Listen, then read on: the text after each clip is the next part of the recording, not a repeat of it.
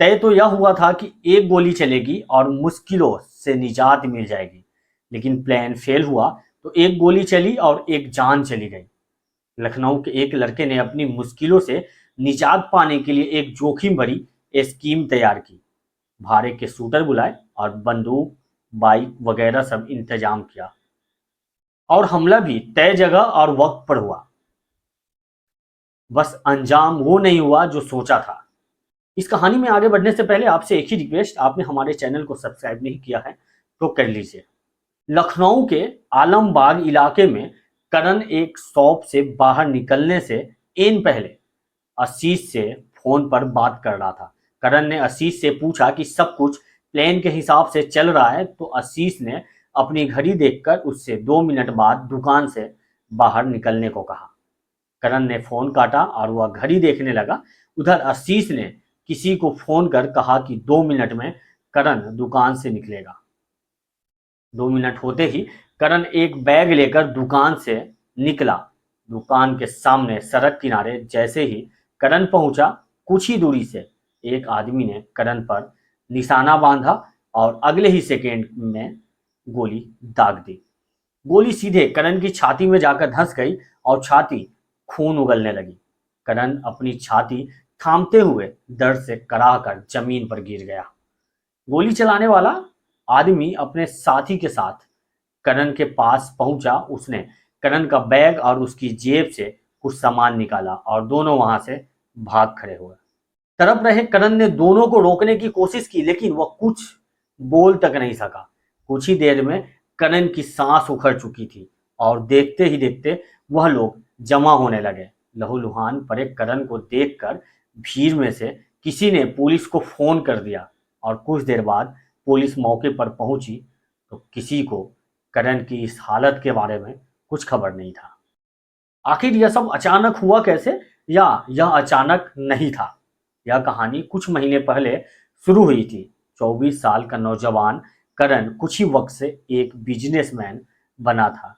Business शुरू हुआ और बिजनेस शुरू और खड़ा करने के लिए करण ने मनी पूलिंग स्कीम बनाकर कई दूसरे व्यवसायियों से अच्छी खासी रकम उधार ले ली थी। तकरीबन 80 लाख का कर्जा करण पर था और वह तय समय निकल जाने के बावजूद लेनदारों को उनकी रकम नहीं दे पा रहा था।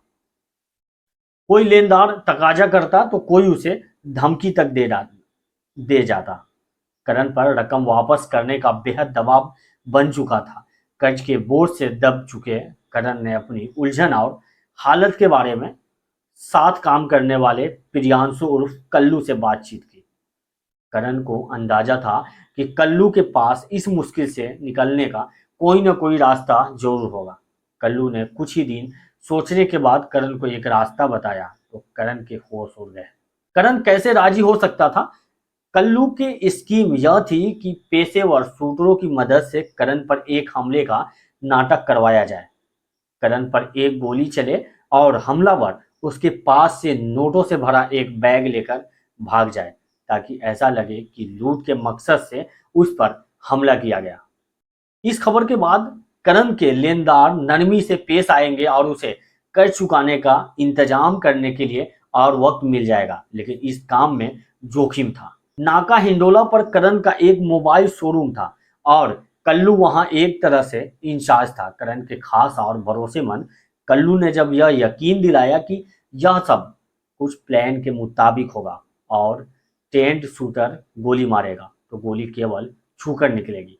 कल्लू का प्लान फुल प्रूफ था और किसी तरह कल्लू ने करण को राजी कर ही लिया।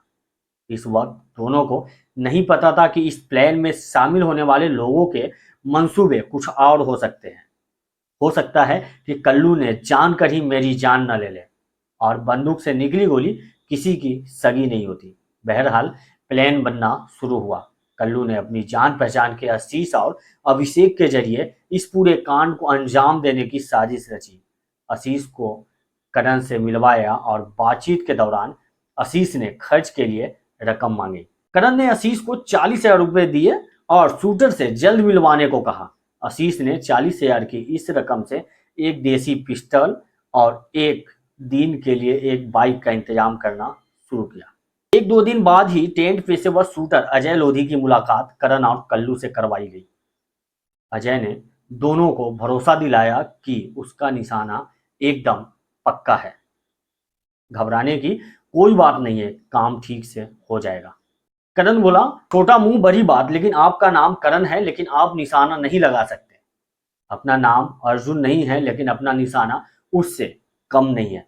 करण बोला, बात शक की नहीं है भाई, बस तसल्ली की है। करण के कहने पर पूरी तसल्ली करने के लिए अजय के निशाने की जांच भी की गई और उसने एक सुनसान जगह पर अपने निशाना लगाकर दिखाया, जिससे करण और कल्लू को यकीन हो गया। वह इस काम के लिए ठीक है। इस काम के लिए दोनों ने अजय को 1.5 लाख रुपए दिए और पूरा प्लान समझा दिया। प्लान रेडी था। आशीष और अभिषेक बाइक का इंतजाम कर अजय को स्पॉट पर ले जाएंगे। आशीष ने पिस्तौल का इंतजाम किया था और सबको आपस में बातचीत करने के लिए कल्लू ने मोबाइल फोन दे रखे थे। पिछले 18 जून का दिन था और योजना के मुताबिक करण को एक दुकान से निकलना था। दुकान के बाहर आते ही अजय को गोली चलानी थी, जो उसके कंधे को छूते हुए निकले और अजय व आशीष को करण का बैग लेकर भाग जाना था। ऐसा ही हुआ और करण दुकान के बाहर निकला। अजय ने गोली चलाई, लेकिन कंधे के बजाय गोली लगी छाती में, जो करण का काम तमाम कर गई। गोली लगने के बाद कुछ पल तक करण के दिमाग में इस साजिश के दौरान अपना हर अंदेशा याद आ रहा था। उसने कहा था, अगर गोली 1/4 इंच भी इधर लग गई तो मेरी जान चली जाएगी। निशाना पूरा ठीक से लगाना, गोली के कंधे के पास ही लगे, वरना राम नाम सत्य हो जाएगा। कल्लू बोला, क्या नकली पिस्तौल और नकली गोली का इस्तेमाल नहीं किया जा सकता है? तभी बोला, ठीक है, अब जान तुम्हारे हाथ में है। मैंने तो ओखली में सिर डाल दिया है, अब मुसल से क्या डरना। आखिरकार करण का अंदेशा ठीक निकला था और अजय का निशाना चूक ही गया। अजय और आशीष करण का बैग लेकर फरार हो गए। करण अपनी ही रची साजिश में मर गया, लेकिन कहानी यही खत्म नहीं हुई। पुलिस के लिए करीब 2 महीने पहले हुआ यह कत्ल एक ब्लाइंड मर्डर बन गया। फिर करण के मोबाइल फोन के डिटेल्स निकाले गए तो आशीष और कल्लू के साथ लगातार उसकी बात होने से शक पैदा हुआ और पुलिस इन दोनों तक पहुंची। पूछताछ के बाद अजय और अभिषेक भी धरे गए और ये पूरी कहानी सामने आ गई। लेकिन इस कहानी में एक पेच हो सकता है, डबल क्रॉस का। अब सवाल यह है कि करण की योजना सुनने के बाद क्या अजय और आशीष के मन में यह नहीं आया होगा कि इस नाटक को हकीकत में बदल दिया जाए। दोनों ने यह सोचा हो कि कंधे की जगह करण की छाती में गोली दाग कर बड़ी रकम से भरा उसका बैग लेकर फरार हो जाए। हालांकि दोनों जो बैग लेकर फरार हुए उसमें बड़ी रकम नहीं थी, करीब 8,000 रुपए ही थे। बहरहाल अब तक सामने आई इस कहानी में हर पेज को लेकर पुलिस जांच चल रही है। करण ने अपनी जान बचाने के लिए साजिश रची थी, लेकिन वही साजिश उसकी जान ले गई। पुलिस की जांच से खुली इस कहानी में कितने और राज छिपे हैं, ये वक्त बताएगा। हमारे चैनल को सब्सक्राइब करें और वीडियो को लाइक व शेयर करना न भूलें। अगले एपिसोड में फिर मिलेंगे एक ऐसी कहानी के साथ। तब तक के लिए अपना ख्याल रखिए। थैंक यू, बाय, जय हिंद।